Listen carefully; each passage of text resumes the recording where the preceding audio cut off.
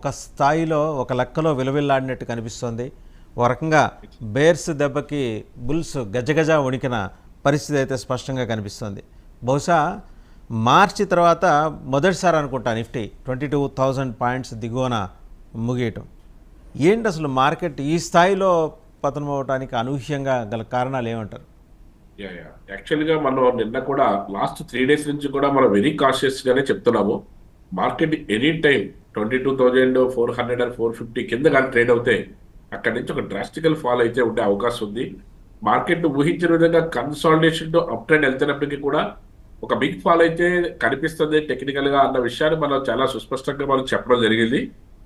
నిన్నటి రోజులు కూడా మీరు సెకండ్ హాఫ్ వరకు చూడండి, మార్కెట్ లో ఈ రేంజ్ బ్రేక్ అవ్వకపోతే అంటే 500 పైన ట్రేడ్ అవ్వకపోతే 450 దగ్గర నుంచి 400 దగ్గర నుంచి బ్రేక్ అవుతే అక్కడి నుంచి నిఫ్టీ మార్కెట్ లో ఒక డ్రాస్టికల్ ఫాల్ వచ్చే అవకాశం ఎక్కువగా ఉంది. నిఫ్టీతో పాటు బ్యాంక్ నిఫ్టీ కూడా 47,800 ఆర్ 600 దగ్గర నుంచి మార్కెట్ లో ఒక డ్రాస్టికల్ ఒక 500-600 పాయింట్ మార్కెట్ డౌన్ ట్రెండ్ వస్తుంది అనుకున్నాం. కానీ ఒక 600-700 పాయింట్ వరకు కూడా ఒక కరెక్షన్ జరగడం కూడా బ్యాంక్ నిఫ్టీలో కూడా చూసాం. ఆల్మోస్ట్ అన్ని సెక్టార్ లో కూడా మార్కెట్ లో ఒక సెల్లింగ్ ప్రెషర్ అయితే బాగా ఊహించిన విధంగా కూడా కనిపించింది. రీజన్ ఏంటంటే ఒకటి బాగా మార్కెట్ లో గత కొన్ని నెలలుగా ఒక 3-4 months గా ఒకే ర్యాలీ కంటిన్యూ అవడం అనేది మనం రెగ్యులర్ గా చూసాము.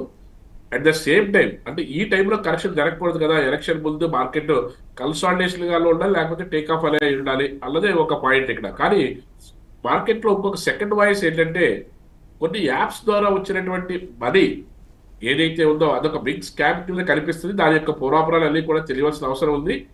వాళ్ళ యొక్క మనీ కూడా చాలా హై డ్రైవ్ జరుగుతున్నది మార్కెట్ లోకి, స్మాల్ అండ్ మిడ్ క్యాప్ లోకి జరగడం వల్ల లాస్ట్ 2 months కూడా బాగా మార్కెట్ లో అవన్నీ కూడా మంచి లాభాలు తీసుకున్నాయి. అవన్నీ విత్తనాలు అవడం వల్ల కూడా మిడ్ క్యాప్ స్మాల్ క్యాప్ కూడా ఎటు కనిపించకుండా తుక్కిన మార్కెట్ లో డ్రాస్టికల్ ఫాల్ జరగడం ఒకటి మనకు కనిపిస్తుంది. ఏదేమైనప్పటికీ కూడా మార్కెట్ లో ఫ్రంట్ లైన్ స్టాక్స్ లో వాళ్ళు ఎందుకు ఉండమని చెప్తామంటే ఇలాంటి జరిగినప్పుడు మార్కెట్ లో స్మాల్ అండ్ మిడ్ క్యాప్స్ బాగా నష్టానికి గురయ్యే అవకాశం ఎక్కువగా ఉంటుంది. కానీ లార్జ్ క్యాప్ లోను ఫ్రంట్ లైన్ స్టాక్స్ లోను అలాంటి ఒడిదుడుకులు వచ్చినప్పుడు కూడా కొంచెం స్టేబుల్ గానే మార్కెట్ తో పాటు కరెక్షన్ కి గురైనప్పటికీ కూడా స్టెబిలిటీ మెయింటైన్ చేస్తూ మళ్ళీ మార్కెట్ లో ఒక ఊపు రాగానే మళ్ళీ మార్కెట్ లో టేక్ ఆఫ్ తీసుకోవడానికి ఒక అవకాశం ఉంటుంది. కాబట్టి మనం ఏదైతే ఇన్వెస్టర్ పాయింట్ ఆఫ్ వ్యూలో సేఫెస్ట్ ఇన్వెస్ట్మెంట్ పాయింట్ ఆఫ్ వ్యూలో మనం ఏదైతే ఫ్రంట్ లైన్ స్టాక్స్ అదేవిధంగా సెక్టార్ల వైజ్ దాంట్లో ఉన్నటువంటి సెక్టార్లు పొటెన్షియల్ ఉన్నటువంటి స్టాక్స్ లోనే మనం దాంట్లో ఇన్వెస్ట్ చేయమని చెప్తాము. నిన్నటి రోజున సాధారణంగా ఎక్కువగాను తొందరగా మార్కెట్ లో ఎక్కువ డబ్బులు సంపాదించాలనుకున్నాం ఏదైతే small cap and mid cap లను నిన్న కూడా చాలా మంది కొన్ని క్వశ్చన్స్ అడిగారు, సార్ దీంట్లో వచ్చమంటారా చాలా మంది పడిపోతుందని. అలాంటి small caps and mid caps లోను అన్ని కంపెనీస్ మనం అలాగే చెప్పలేము. కానీ కొన్ని ఏదో న్యూస్ వచ్చిందని లేదా మెసేజ్ వచ్చిందని సరే 50 రూపాయల స్టాక్ ఇది 300 వరకు టార్గెట్ ఉందంట అంటే మనం 150 దగ్గర 200 దగ్గర ఎగ్జిట్ అయిపోదాం అలా ఆలోచనలతోటి ఎంటర్ అవుతే అది 60 రూపాయల నుంచి 90 రూపాయల వరకు బాగా వెళ్తుంది. ఆ 100 దాటిన తర్వాత అమ్ముదాం అనుకుంటే అక్కడి నుంచి వాళ్ళ ప్రమోటర్ స్టేక్ మొత్తం అంతా వదిలేయడం వల్ల ఆ స్కామ్ లో వీళ్ళు కూడా ఇరుక్కుపోవడం జరుగుతుంది. అలాంటి ఇంట్రెస్ట్ లేని స్టాక్స్ లో కట్ట కాకుండా మనకి నోన్ కంపెనీస్ ఫ్రంట్ లైన్ లో ఉన్న కంపెనీస్ మనం చాలా ట్రస్టెడ్ కంపెనీస్ మనం ఇంట్రడ్యూస్ చేస్తున్నాము. ఫర్ ఎగ్జాంపుల్ ఆటోమొబైల్ లో కొంచెం మంచి కంపెనీస్, అదేవిధంగా ఎఫ్ఎంసీజీలోను, అదేవిధంగా ఐటీ దానికి సంబంధించినటువంటి సెక్టార్లోను, రిటైల్ మార్కెట్ దానికి సంబంధించిన సెక్టార్లోను, బ్యాంకింగ్ దానికి సంబంధించిన సెక్టార్లోను, అయితే సిమెంట్ అండ్ ఐరన్ దానికి సంబంధించిన మెటల్ సెక్టార్స్ లోను ఇలాగా ఏదైతే ట్రస్ట్ వర్తీ కంపెనీస్ లో మనం పెడతాం వల్ల మార్కెట్ లో అప్ అండ్ డౌన్స్ అనే కామన్, మార్కెట్ లో ఒడిదుడుకులు రావడం అన్నది it's a part of game. కానీ అలాంటి వాటిలో కూడా మనం ఇరుక్కోకుండా మన ఇన్వెస్ట్మెంట్ నష్టపోకుండా మనం దాని నుంచి మళ్ళీ ఎది అక్యుములేట్ చేసుకుంటూ మన ముందుకు వెళ్తే మార్కెట్ పీక్ లో ఉన్నప్పుడు మనం అధిక లాభం తీసుకోవడానికి అవకాశం ఎక్కువగా ఉంటుంది. ఎస్పెషల్లీ ఈ రోజున నిఫ్టీ మార్కెట్ లో నిన్నటి రోజున ఏదైతే ఒక 400 పాయింట్స్ డ్రాస్టికల్ కరెక్షన్ జరిగిన తర్వాత ఒక కన్సాలిడేషన్ పాయింట్ ఆఫ్ వ్యూలో మార్కెట్ లో 21,100 దగ్గర లేదా 22,050 వరకు ట్రేడ్ అయిన తర్వాత 22,150 ఆర్ 100 దగ్గర ట్రేడ్ అవుతుంది. ఇక్కడ ఇది ఈ రోజున పెద్దగా మార్పు అయితే ఏముండదు. ఏదైతే 100 అండ్ 200 మధ్య దగ్గర అయితే 150 ఆర్ 100 ఇక్కడే కొంచెం ట్రేడ్ అయ్యే అవకాశం ఉంటుంది. ఎందుకంటే నేను డ్రాస్టికల్ ఫాల్ అయింది కాబట్టి దాన్ని కంటిన్యూ చేయడం కల్లా కొద్దిగా కన్సాలిడేషన్ అయిన తర్వాత మళ్ళీ రేపు ఫ్రైడే రోజున మళ్ళీ ఏదైనా కొంచెం మార్కెట్ డౌన్ ట్రెండ్ రావడం. ఈ రోజు కొంచెం కన్సాలిడేషన్ కష్టమే అవుతుందేమో, ఎందుకంటే నిన్న చూస్తే భారీగా జరిగిన వ్యవహారం అంతా చూస్తే ఈ ఒక్క రోజులో అది సెట్ అవుతుందని అయితే అనుకోవట్లేదు. సెట్ అవ్వకపోవచ్చు. కాకపోతే ఏంటంటే మీరు అన్నట్టుగా మార్కెట్ ఎంత కరెక్షన్ జరిగింది కాబట్టి కొంచెం మార్కెట్ లో ఏదైతే కొంచెం స్తబ్దత ఉంటుంది, తర్వాత కూడా మార్కెట్ లో కొంచెం ఈ ఫీవర్ తగ్గడానికి కూడా కొంచెం టైం పడుతుంది. ఎందుకంటే ఏదైతే ఎంత భయంకరమైన సెల్లింగ్ వచ్చిందంటే మార్కెట్ లో ఏదో సంథింగ్ ఈజ్ రాంగ్ అన్న టైప్ లో ఇండికేషన్ వెళ్ళడం వల్ల ఈ ఫేవర్ ఈ కంటిన్యూటీ ఏదైతే ఈ సెల్లింగ్ కొంచెం కంటిన్యూటీ వెళ్ళే అవకాశం కూడా ఉంది. కానీ వెరీ షార్ట్లీ ఎలక్షన్లు ఉన్నాయి కాబట్టి అంత ఎక్కువగా పడలేకుండా మార్కెట్ ని స్టేబుల్ చేసే అవకాశం కూడా ఎక్కువగా ఉంది. వన్ కాబట్టి క్వశ్చన్ అండి, అంటే అడుగుతున్నారు, ఒక ఆయన అడుగుతున్నారు ఏంటంటే రిస్క్ రిటర్న్ రేషియో ఇంత డిసప్పాయింటింగ్గా ఎందుకుంది, కారణం ఏంటి ఒకసారి? లేదు, లేదు. అంటే యాక్చువల్గా మార్కెట్లోను మనం ఏది ఎక్స్పెక్ట్ చేయలేం. ఏ న్యూస్ అయినా సరే మార్కెట్కి ఎఫెక్ట్ తగిలేస్తుంది. అది ఇంటర్నేషనల్ న్యూస్ అవ్వడచ్చు, నేషనల్ న్యూస్ అవ్వడచ్చు, లేకపోతే ఆ సెక్టారల్ న్యూస్ అవ్వడచ్చు, లేకపోతే న్యాచురల్ కెలామిటీస్ అవ్వడచ్చు, లేకపోతే ఏదైనప్పటికి కూడా, లేకపోతే మనకి ఏదైతే జియో పొలిటికల్ సినారియోస్ అవ్వడచ్చు, ఏదైనప్పటికి కూడా మార్కెట్కి ఎఫెక్ట్ తగిలేస్తుంటుంది. కాబట్టి మార్కెట్ చాలా సెన్సిటివ్ గా మూవ్ అవుతూ ఉంటుంది. దాన్ని మనం ఎందుకు ఇది కరెక్ట్ ఇలాగే రేషియో అన్నది మనం కరెక్ట్ గా చెప్పలేం. కానీ మార్కెట్ లో మాత్రం ఎప్పుడు కూడా మనం చెప్పేది ఏంటంటే market up and downs is common thing. కానీ మనం ఉండవలసినటువంటి ఫ్రంట్ లైన్ స్టాక్స్ లోను చాలా స్టేబుల్ గా మనం రీసెర్చ్ చేసుకుని దాంట్లో మనం ఇన్వెస్ట్ చేసుకోగలిగితే మనకి ఇలాంటి యొక్క ఒడిదుడుకులు తట్టుకుని మార్కెట్ లో నిలబడటానికి అవకాశం ఎక్కువగా ఉంటుంది. రైట్. అయితే సెక్టర్ వైజ్ ఒకసారి కనుక మనం చూస్తే ఈరోజు ఇన్ఫ్రా ఎలా ఉందండి? యాక్చువల్ గా ఏంటంటే ఆల్మోస్ట్ ఆల్ సెక్టర్స్ అన్ని కూడా మార్కెట్ లో కొంచెం డౌన్ ట్రెండ్ ఓపెన్ అవడం, చాలా డౌన్ ట్రెండ్ అని ఓపెన్ అయ్యి, కానీ ఇప్పుడు కొంచెం స్లోగా చూసుకుంటే banking and metals and automobile, energy sector దానికి సంబంధించినటువంటి 4 కూడా ఇమీడియట్ గా కొంచెం పుంజుకోవడం జరిగింది. ఎనర్జీ సెక్టార్ దానికి సంబంధించి ఏంటంటే Adani ports, Adani enterprises, Adani green, ఇది ఏదైతే మార్కెట్ లో డ్రాస్టికల్ ఫాల్ ఎలా చూసామో అది కొంచెం రికవరీ మోడ్ లో ఉండడం వల్ల సుమారుగా 2% నుంచి 3% వరకు కూడా రికవరీ అవ్వడం చూస్తున్నాము. అదేవిధంగా టాటా పవర్ కానీ, బీపీసీఎల్ కానీ, ఎన్టీపీసీ కానీ, కోల్ ఇండియా కానీ ఇవన్నీ కూడా నిన్న భారీగా నష్టపోయింది 45%. ఈ రోజున ఒక 1% రికవరీలో కనపడుతున్నాయి అవన్నీ కూడా. ఏదైతే ఎనర్జీ సెక్టర్ కొంచెం స్పీడ్ గా రికవరీ ఇచ్చినట్టుగా ఇస్తుంది, కానీ మళ్ళీ దీంట్లో మళ్ళీ డ్రాస్టికల్ గా మళ్ళీ రేపటి రోజున ఏదైనా మళ్ళీ బ్రేక్ చేస్తే 22,015 కానీ మార్కెట్ మళ్ళీ బ్రేక్ చేస్తే మళ్ళీ సెక్టర్స్ అన్ని కూడా మార్కెట్ లో డౌన్ ట్రెండ్ రావడానికి అవకాశం ఎక్కువగా ఉంటుంది. యాక్చువల్గా బ్యాంకింగ్ సెక్టర్ చూసుకున్నట్టయితే ఏదైతే పబ్లిక్ సెక్టర్ బ్యాంక్స్ లో మనకి సెంట్రల్ బ్యాంక్ లాంటిది, కెనరా బ్యాంక్ లాంటివి, లేదా bank of Baroda, union bank, Punjab national bank ఇలాంటి కొంచెం slightly positive, or Canara bank లాంటివి లేకపోతే సెంట్రల్ బ్యాంక్ లాంటివి సుమారుగా 1% నుంచి 3% వరకు కూడా ప్రాఫిట్ లో కూడా ఉన్నటువంటి స్టాక్స్ కూడా మనం చూస్తున్నాము. నిన్నటి రోజుల ఆటోమొబైల్ అండ్ ఫార్మా కూడా భారీగా దెబ్బతిన్నది. కానీ ఈ రోజున ఆటోమొబైల్ లో hero Motors, Ashok Leyland, M&M ఇలాంటివన్నీ కూడా కొంచెం ఫ్రంట్ లైన్ ఉన్నాయి. టాటా మోటార్స్ లాంటివి, బజాజ్ ఆటో లాంటి, లేకపోతే భారత్ ఫోర్జ్ లాంటి ఇలాంటి మదర్ సెక్షన్ అన్ని కూడా మైనస్ లోనే కంటిన్యూ అవుతున్నాయి. ఆటోమొబైల్ మాత్రం కొంచెం మిక్స్డ్ గా ఉన్నది. ఓవరాల్ గా చూసుకుంటే మనకి ఏదైతే ఎనర్జీ అండ్ మెటల్స్ కొంచెం పాజిటివ్ గా కనిపిస్తున్నట్టుగా చెప్పుకోవచ్చు. ఏదైతే రియాలిటీ సంబంధించింది, అదేవిధంగా ఫైనాన్స్, అది బ్యాంకింగ్, ఐటీ ఈ మాత్రం మామూలుగా యథావిధిగా ఏదైతే డౌన్ ట్రెండ్ కంటిన్యూ చేయడానికి అవకాశం ఎక్కువగా ఉంది. ఇప్పుడైతే ప్రస్తుతానికైతే ఆ 4 సెక్టార్లు కూడా డౌన్ ట్రెండ్ అని ఉన్నాయి. సో ఫార్మా కూడా అలాగే ఉందండి? ఎస్.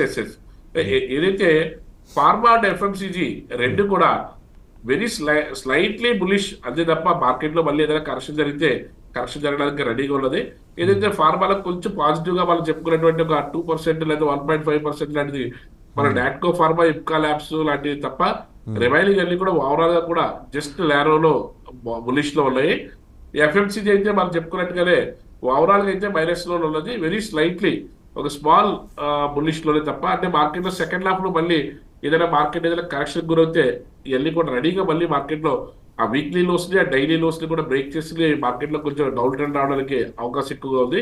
కానీ ఈ రోజున మాత్రం ఏదైతే సరే మనకి సెకండ్ హాఫ్ చూడకుండా మాత్రం ఈ రోజున ఇది స్టేబుల్ అయ్యేలా నిలబడుతున్న విషయం మాత్రం అయితే మనం చెప్పలేము. ఎందుకంటే మార్కెట్ లో ఆల్రెడీ ఒక సెల్లింగ్ ఫేవర్ అన్నది ఒక 3 days నుంచి ఉన్నప్పుడు నిన్న రోజున బాగా భారీగా కన్ఫర్మేషన్ చేయడం వల్ల ఈ రోజు కూడా ఏదైనా ఉంటే కొన్ని ప్రాఫిట్ బుకింగ్ చేసుకుని బయట రావడం, లేకపోతే ఏదైనా నష్టంలో ఉంటే కొంచెం తక్కువ నష్టంతోనే బయటకు వద్దాలనే ఉద్దేశంతో దాంట్లో బయటకు రావడం జరుగుతుంది. ఆ విధంగా మార్కెట్ ఉన్నప్పుడు ఇంకా మార్కెట్ లో రేపటి రోజున అయితే ఫ్రైడే కూడా రేపు కూడా కొంచెం కరెక్షన్ కొనే అవకాశం అయితే ఎక్కువగా కనిపిస్తుంది. రైట్. అయితే ఈరోజు రికమెండేషన్లో కనుక వస్తాయండి ఒకసారి ICICI bank, intellect and సిజీ power, Kalyani jewellers and Bajaj finance. యాక్చువల్గా ఏదైతే ఐసిఐసిఐ బ్యాంక్ మనం రికమెండ్ చేసామో, ఐసిఐసిఐ బ్యాంక్ కొంచెం మార్కెట్ లో ఒక టేక్ ఆఫ్ తీసుకుని ముందుకెళ్ళడానికే కొంచెం రెడీగా ఉన్నటువంటి స్టాక్ వాళ్ళు చెప్పుకోవచ్చు.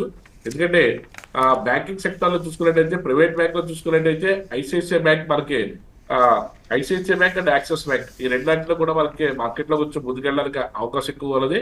అలాంటి దాంట్లో చూసుకున్నప్పుడు ఐసిఐసిఐ బ్యాంక్ మనం ప్రైవేట్ బ్యాంక్స్ లో కన్నా ఏదైతే స్టేట్ బ్యాంక్ ఆఫ్ ఇండియా తర్వాత వాళ్ళు ప్రిఫర్ చేసే దాంట్లో ఐసిఐసిఐ బ్యాంక్ కూడా మన ప్రైవేట్ బ్యాంక్ నుంచి ఇవ్వచ్చు, గవర్నమెంట్ బ్యాంక్ నుంచి ఏమో ఎస్బీఐని.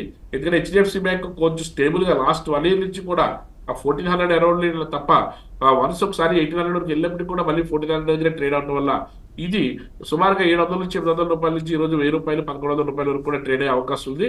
ప్లస్ ఇక్కడ కూడా నిన్నటి రోజున మొన్నటి రోజున చూసుకున్నట్టయితే స్లైట్లీ బ్రేక్అవుట్ రావడానికి రెడీగా ఉంది. కాబట్టి ఇలాంటి any dip you can by అనే టైంలో 1050 ఆర్ 1070 పైన మన మార్కెట్ లో బై చేసినట్టయితే మళ్ళీ ఇది 1200 నుంచి 1250 వరకు మార్కెట్ లో ముందుకు వెళ్ళడానికి మంచి అవకాశం అయితే ఉంది.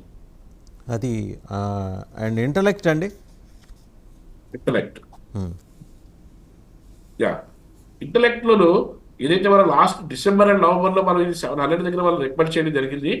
అక్కడి నుంచి 900 వరకు ఒకసారి వచ్చిన తర్వాత చిన్న కరెక్షన్, ఏదైతే 1000 వరకు వెళ్ళిన తర్వాత ఒక కరెక్షన్, అదే 1100 వరకు వెళ్ళిన తర్వాత ఒక కరెక్షన్ తీసుకుని మళ్ళీ టేక్ ఆఫ్ అవుతుంది. 1100 పైన ఇది మార్కెట్ లో ఎక్కడ మనం బై చేసుకున్నప్పుడు కూడా మార్కెట్ లో ఇది ఇక్కడ నుంచి మళ్ళీ ఒక 300 నుంచి 400 పాయింట్స్ మార్కెట్ లో ముందుకెళ్ళడానికి మంచి అవకాశం అయితే ఎక్కువగా కనిపిస్తుంది. సో సిజీ పవర్ సిజీ పవర్ యాక్చువల్ గా ఏంటంటే మనకు ఒక విధంగా చెప్పాలంటే మల్టీ మేజర్ స్టాక్ అనేది ఇది లాస్ట్ 1 year కూడా బాగా డ్రాస్టికల్ గా బాగా పెరగడం చూసాం ఇది. కానీ మనకి ఏదైతే ఒక నవంబర్ అక్టోబర్ దగ్గర నుంచి ఒక 5-6 నెలలుగా మార్కెట్ అయితే ఒక స్తబ్దంతో ఉన్నది. అది రీసెంట్ గా 350 రూపాయల నుంచి 400 రూపాయల దగ్గర ఉన్నది. ఒకసారిగా 450 దగ్గర ఒక బ్రేక్అవుట్ ఇచ్చింది. ఆ బ్రేక్అవుట్ ని కంటిన్యూ చేస్తాన ఉద్దేశంతో మన దీంట్లో సిజే పవర్ లో కూడా పొటెన్షియల్ ఉంది. కాబట్టి టెక్నికల్ గా కూడా మార్కెట్ లో కొంచెం దీనికి ఒక సెక్యూరిటీ గా ఉన్నది. కాబట్టి 400 450 అబోవ్ ఎనీ ప్రైస్ ఆల్రెడీ మనకి మార్కెట్ లో ఒక డౌన్ ట్రెండ్ నుంచి టేక్ ఆఫ్ తీసుకుని ముందుకెళ్తుంది. కాబట్టి ఇలాంటి స్టాక్స్ లో కూడా రెగ్యులర్ గా స్టాక్స్ లో కాకుండా మామూలుగా ఇలా మార్కెట్ పడినప్పుడు ఇలాంటి దాంట్లో పెడితే మీకు కొంచెం మార్కెట్ లో కొంచెం అవకాశం ఎక్కువగా ఉంటుంది. మార్కెట్ లో టేక్ ఆఫ్ తీసుకుని తొందరగా ప్రాఫిట్స్ రావడానికి. ఒక విధంగా చూసుకుంటే ఇది సుమారుగా 70,000 కోట్ల కంపెనీ. యాక్చువల్గా ఏంటంటే ఇది 5,000 crores 10,000 crores కంపెనీ లాగా చిన్నది ఏదో పవర్ సెక్టర్ కంపెనీ లాగా కనిపిస్తుంది. కానీ ఒక 70,000 crores ఇన్వెస్ట్మెంట్ ఉన్నటువంటి కంపెనీ ఇది. దీంట్లో మనకి ఏదైతే మనకి ఆ షేర్ హోల్డింగ్ లో కూడా చూసుకున్నట్టయితే వీళ్ళ యొక్క షేర్ ఎస్పెషల్లీ ప్రమోటర్స్ యొక్క షేరే సుమారుగా 60% వరకు ఉంది. అంటే ఇలాంటి పవర్ సెక్టర్ లో ప్రమోటర్ స్టేక్ ఎక్కువగా ఉండడం వల్ల లాభాలు వస్తే ఒకేసారి మనకి మంచి లాభాలు వచ్చి లాస్ట్ ఇయర్ ఏదైతే మల్టీ బ్యాగర్ స్టాక్ లాగా అయిందో ఈ సంవత్సరం కూడా అలాంటి ఏదైనా అవకాశం ఉంటే మనకి మంచి ప్రాఫిట్ తీసుకోవడానికి అవకాశం అయితే ఎక్కువగా ఉంటుంది. ఎందుకంటే లాస్ట్ ఇయర్కి ఇప్పటికి చూసుకున్నట్టయితే మనకి నెట్ ప్రాఫిట్ విషయంలో చూసుకున్నట్టయితే లాస్ట్ 2021 లో వచ్చిన ప్రాఫిట్ 1,200 crores అయితే 22లో 900, తర్వాత 23లో 700 crores వచ్చింది.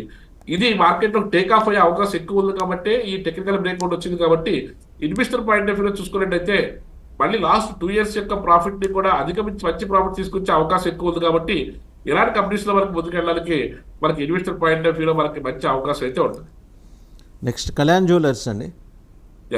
అంటే కళ్యాణ్ జ్యువెలరీస్ అనేది ఒక యూనిక్ స్టాక్ ఇది Kalyan jewelleries.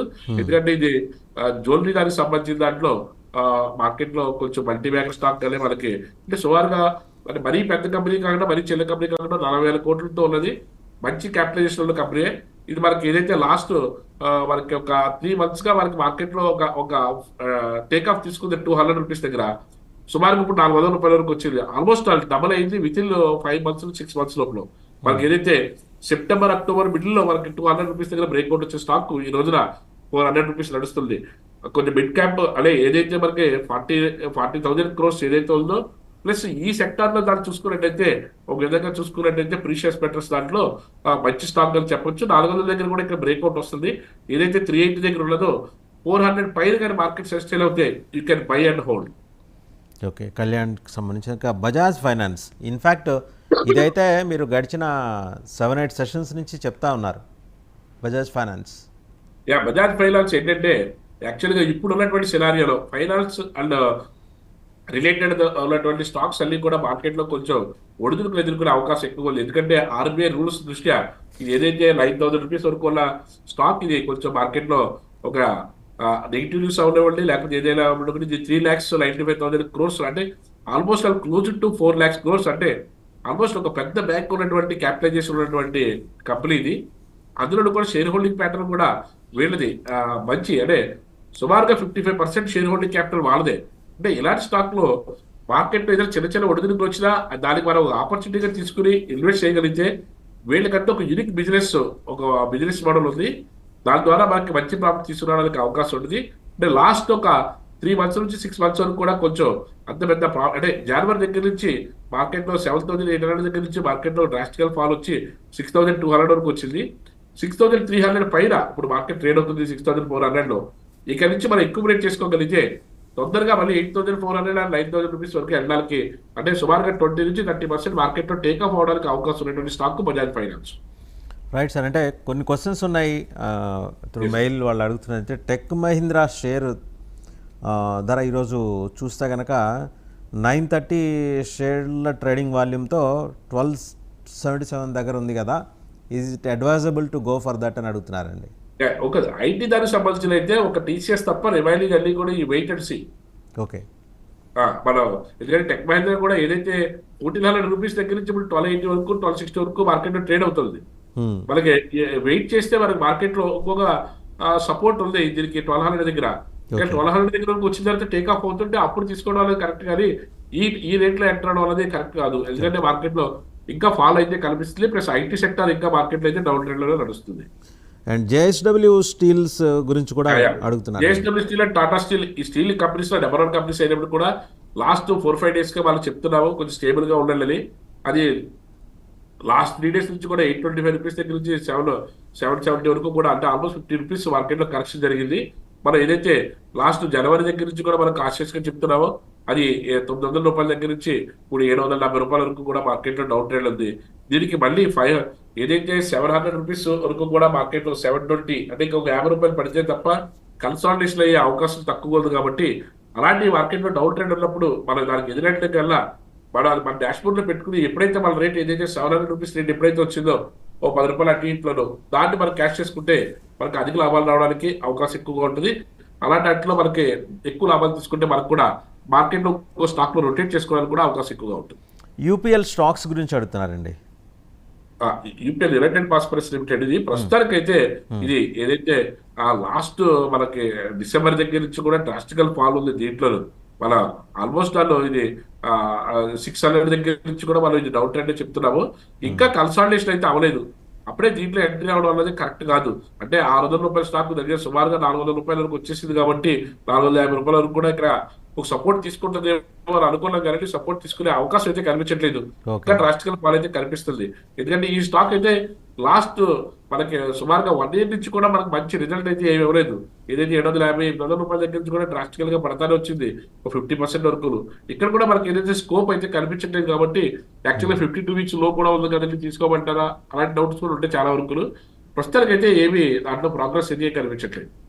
Adani ports and special economic zone గురించి కూడా అడుగుతున్నారండి. అదానీ పోర్ట్ అయితే నిన్నటి రోజునైతే బాగా కరెక్షన్ జరిగింది, కానీ ఈ రోజున అయితే మాత్రం కొంచెం మార్కెట్ లో కొంచెం ప్రెస్ లోకి వచ్చింది. ఎందుకంటే అదానీ గ్రూప్ అన్ని కూడా వలటాలిటీని బాగా తట్టుకోగలిగితేనే ఆ స్టాక్స్ లో ఉండగలగాలి. ఏదైతే డిసెంబర్ నుంచి 800 రూపాయలు 850 రూపాయల స్టాక్ ఒక్కసారిగా 1400 రూపాయల వరకు కూడా వెళ్ళింది. అక్కడి నుంచి మళ్ళీ 200 రూపాయల కరెక్షన్ లో మళ్ళీ మార్కెట్ లో డౌన్ ట్రెండ్ నడుస్తుంది. అంటే 1350 వరకు వెళ్ళి మళ్ళీ ఇప్పుడు 1250 రూపాయలు నడుస్తుంది.